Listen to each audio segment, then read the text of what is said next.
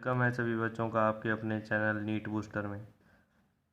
आज हम नया टॉपिक डिस्कस करने वाले हैं जो कि नीट के लिए बहुत ही इम्पोर्टेंट है। उसका नाम है इम्यूनिटी। हर साल इससे एक दो क्वेश्चन आने की चांस रहते हैं। चलो डिस्कस कर लेते हैं। इम्यूनिटी 2 टाइप्स की होती हैं। पहली इन्नेट, दूसरी एक्वायर्ड। इन्नेट इम्यूनिटी का मतलब यह होता है कि ये बाय बर्थ हम गेन कर लेते हैं, और जो एक्वायर्ड इम्यूनिटी होती है वो हमें आफ्टर बर्थ मिलती है। जो इन्नेट इम्यूनिटी है उसको भी हम फर्दर 2 क्लासेस में डिवाइड कर सकते हैं, जैसे कि हम कह सकते हैं एक फर्स्ट लाइन ऑफ डिफेंस और एक सेकंड लाइन ऑफ डिफेंस। जैसे जो फर्स्ट लाइन ऑफ डिफेंस होती है वो नॉन स्पेसिफिक होती है और एक्सटर्नल होती है। मैं आपको एक एग्जांपल से समझाना चाहूँगा। जैसे कि आप सभी ने बाहुबली मूवी तो देखी होगी। उसमें क्या होता है, जब लड़ाई चल रही होती है तो गेट के बाहर जो सैनिक होते हैं, कुछ सैनिक वो पैदल ही मारते हैं बंदों को। जो भी दुश्मन आते हैं वो पैदल ही भाग भाग के अपने जो भी उनके पास हथियार होते हैं वो मारते हैं। चाहे कोई घुड़सवार आ रहा है, चाहे कोई हाथी पे आ रहा है, चाहे कोई रथ पे आ रहा है। मतलब वो नॉन स्पेसिफिक होता है और एक्सटर्नल होता है, गेट के बाहर चल रही होती है लड़ाई। तो आप इसे फर्स्ट लाइन ऑफ डिफेंस से समझ सकते हैं। फर्स्ट लाइन ऑफ डिफेंस में फिजिकल बैरियर आते हैं और फिजियोलॉजिकल बैरियर आते हैं। फिजिकल बैरियर जैसे कि आपका स्किन हो गया, म्यूकस मेम्ब्रेन। स्किन भी तो हमें प्रोटेक्ट करती है ना। अगर जैसे कि आपने देखा होगा कई जगह आग उग लग जाती है ना। सीरियल्स में भी देखा होगा आपने, हिंदी सीरियल में आता है कि जैसे कि पहले आता था कि बहू ने सास को जला दिया, अब तो उल्टा हो रहा है ना। तो मतलब उसमें क्या होता है कि बंदा जब कोई भी जो पर्सन है वो आग की वजह से नहीं मरता, वो आग से की वजह से नहीं मरता, उसकी जो स्किन है वो हट जाती है।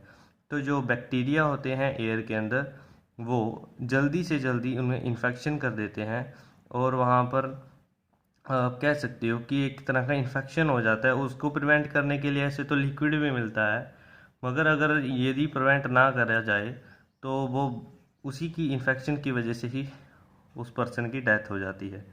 तो आप समझ सकते हैं कि स्किन बहुत ही ज़्यादा इम्पोर्टेंट रोल प्ले करती है, क्योंकि यही एक पहला एक्सटर्नल बैरियर है या मान लो डिफेंस है जो कि पर्सन को बाय गॉड दिया गया है।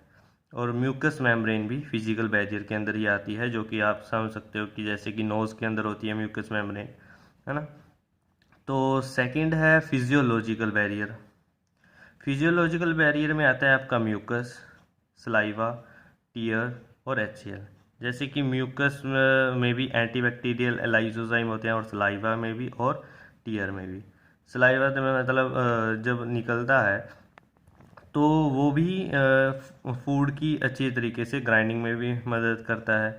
आपको पता है स्टार्च का डाइजेशन भी शुरू कर देता है सलाइवा। तो इसमें भी एंटीबैक्टीरियल लाइसोजाइम होते हैं, और टीयर्स में भी होते हैं। हाँ हाँ, इसीलिए कभी कभी रोना भी ज़रूरी है, क्योंकि आंखें भी साफ करता है। इसीलिए कहते हैं ना कि आंखें साफ हो गई हैं, कोई बात नहीं। तो एंटीबैक्टीरियल लाइसोजाइम होते हैं वहाँ पर। HCl क्या होता है, जो कि आप समझ सकते हो कि पेट के अंदर यानी कि स्टमक के अंदर जो HCl है वो एक तालाब की तरह है। जैसे कि बाहुबली फिल्म में आपने देखा होगा कि वहाँ पर मटके रखे जाते थे गेट के ऊपर, बड़े बड़े तेल के गरम। जब भी कोई दुश्मन आता था उनके ऊपर घेर दिए जाते थे, तब मारे जाते थे वो। तो ऐसे ही हमारे भी स्टमक के अंदर HCl का तालाब है, जो भी पैथोजन आता है तो उसके अंदर मारा जाता है। तो HCl भी बड़ा बढ़िया काम कर रहा है। अब आ जाते हैं हम सेकेंड लाइन ऑफ डिफेंस के ऊपर। नॉन स्पेसिफिक और इंटरनल होता है। मतलब अभी भी ये नहीं है कि घुड़सवार को मारने के लिए अलग आदमी आएगा, नहीं। अभी भी नॉन स्पेसिफिक ही है, परंतु अब गेट के अंदर घुस चुके हैं आदमी जो दुश्मन है। और अब ये इंटरनल बात होगी सारी, जैसे कि सेलुलर बैरियर हो गए, इन्फ्लामेटरी बैरियर होते हैं, फीवर हो गया, साइटोकाइन बैरियर। इनको हम वन बाय वन डिस्कस करेंगे। तो अभी मैं आपको ओवरव्यू दे देता हूँ। एक्वायर्ड इम्यूनिटी के अंदर क्या होता है, जो हमें आफ्टर बर्थ मिलती है, इसे हम थर्ड लाइन ऑफ डिफेंस के अंदर रखते हैं। और ये स्पेसिफिक होती है और इंटरनल होती है। स्पेसिफिक का मतलब कि ऐसा नहीं है कि अब एक आदमी किसी को भी मार देगा, नहीं। अगर कोई घुड़सवार आ रहा है, घोड़े पे आ रहा है, तो उसको मारने के लिए अलग प्रबंध है। और अगर कोई हाथी पे आ रहा है, उसको मारने के लिए अलग प्रबंध है। तो ऐसे ही मतलब स्पेसिफिक काम चल रहा है और इंटरनल है। और ये मेमोरी जनरेट करता है, जैसे कि आप वैक्सीनेशन भी देख चुके होंगे, कोरोना काल में लगे थे सभी को, कि वो भी एक मेमोरी जनरेट करते हैं इम्यूनाइजेशन से, कि अगर हमें बाई चांस इन्फेक्शन हो गया, मतलब वो पहले तो हमें करते हैं जानबूझ के इन्फेक्शन। जो वैक्सीन होती है ना, उसके अंदर वीक वायरस होते हैं जो कि एक एंटीजन का काम करते हैं, और हमारी बॉडी उनके अगेंस्ट मेमोरी जनरेट कर लेती है। और जब अगली बार जब हमें असली में इन्फेक्शन होगा ना, सेकेंडरी जो बोलते हैं सेकेंडरी इम्यून रिस्पॉन्स, तो हमारी बॉडी नहीं बख्शेगी वायरस को, क्योंकि हमारी बॉडी ने पहले उसके अगेंस्ट मेमोरी बना चुकी होती है। तो ये मेमोरी से करेक्टराइज होता है थर्ड लाइन ऑफ डिफेंस। अब हम आपको सेलुलर बैरियर पढ़ा देते हैं। सेलुलर बैरियर के अंदर क्या है? सेलुलर बैरियर भी हम दो क्लासेस कैटेगराइज कर सकते हैं, जैसे कि नॉन फैगोसाइटोसिस सेल होते हैं जो, और एक फैगोसाइटोसिस सेल होते हैं। जो नॉन फैगोसाइटिक सेल होते हैं उनके अंदर नेचुरल किलर सेल आते हैं जो कि कैंसर प्रिवेंट करते हैं, मतलब कैंसर को नहीं होने देंगे। और फैगोसिटिक सेल क्या उनसे होते हैं, जो आपके जैसे कि मोनोसाइट और जो पीएमएनसी हो गया, जिन्हें हम न्यूट्रोफिल्स भी बोलते हैं, ये ब्लड के अंदर मिलते हैं। और जो टिश्यू के अंदर हैं, जैसे कि कफर सेल लीवर के अंदर, ओस्टियोक्लास्ट बोन के अंदर, है ना। तो ये फैगोसाइटोसिस का मतलब होता है जैसे कि खाना, जैसे कि कोई फूड आया उसको ग्रैब करके खा जाना, ऐसे ही जो भी कोई पैथोजेंस होते हैं उनको खाना, ये फैगोसाइटोसिस करते हैं। जैसे कि ब्लड के अंदर पीएमएनसी, मोनोसाइट्स, और टिश्यू के अंदर कफर सेल और ओस्टियोक्लास्ट। अब हम आ जाते हैं साइटोकाइन बैरियर के अंदर, जिसे हम इंटरफेरॉन से भी जानते हैं, आईएनएफ। बहुत इंपॉर्टेंट है ये, आजकल यही ही ज़्यादा इस्तेमाल हो रहा है। ठीक है भाई, इसके अंदर क्या होता है देखो। इसके अंदर सबसे पहले ये आपका एक मैंने सेल बनाया है जो आप बॉक्स में देख रहे होंगे। अब ये वायरस ने इसे इन्फेक्शन करा है, और वायरस का जो भी यहाँ पर मैंने आरएनए दिखाया है, अब वायरस का जो आरएनए है वो एंटर कर रहा है, यानी कि इन्फेक्शन कर रहा है ये। तो जो जिस सेल के अंदर इन्फेक्शन कर रहा है वो सेल क्या करेंगे, वो इंटरफेरॉन को रिलीज़ करेंगे। इंटरफेरॉन क्या होता है?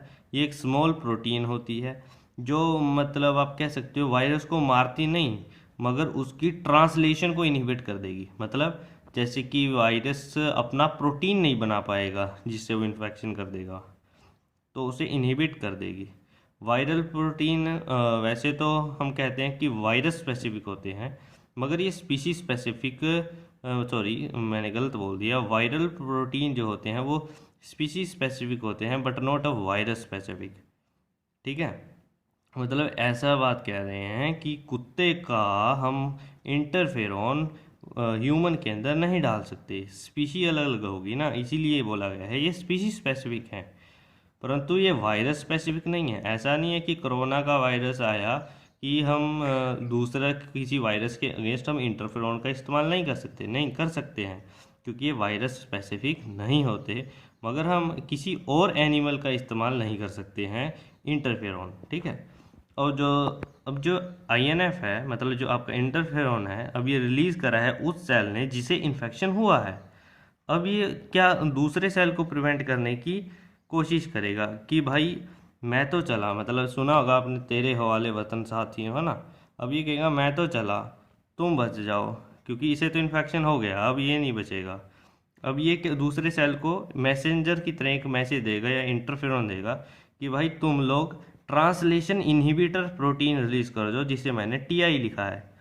तो ये क्या करेगा, इन्हें अगर इन्हें इन्फेक्शन हुआ तो ये इनहिबिट कर देंगे ट्रांसलेशन ऑफ वायरल प्रोटीन, वो अपनी फिजियोलॉजिकल एक्टिविटी ही नहीं दिखा पाएगा वायरस, तो ये बच जाएंगे, है ना। इसको आप एक तरीके से ऐसे भी समझ सकते हो, जैसे कि आपने मूवीज़ में भी देखा होगा कि जैसे कि भूतों की मूवीज़ में होता है कि कहते हैं ना कि तू वो पहन ले, हाँ, लहसुन की माला, कि तेरे अंदर भूत प्रवेश नहीं करेगा। ऐसे ही ये क्या करेगा, इंटरफेरॉन दूसरे सेल को दे देगा, कहेगा तुम पहन लो, हम तो गए। अब इनके अंदर वायरस एंटर नहीं कर पाएगा क्योंकि ये टीआई प्रोटीन को रिलीज कर चुके हैं। तो इसके बाद कोई कंसेप्ट नहीं बचता है आपका इम्यूनिटी में। हम अगले टॉपिक में आपको एक नए टॉपिक के साथ मिलेंगे। तो तब तक के लिए thank you. Stay healthy. Okay bye.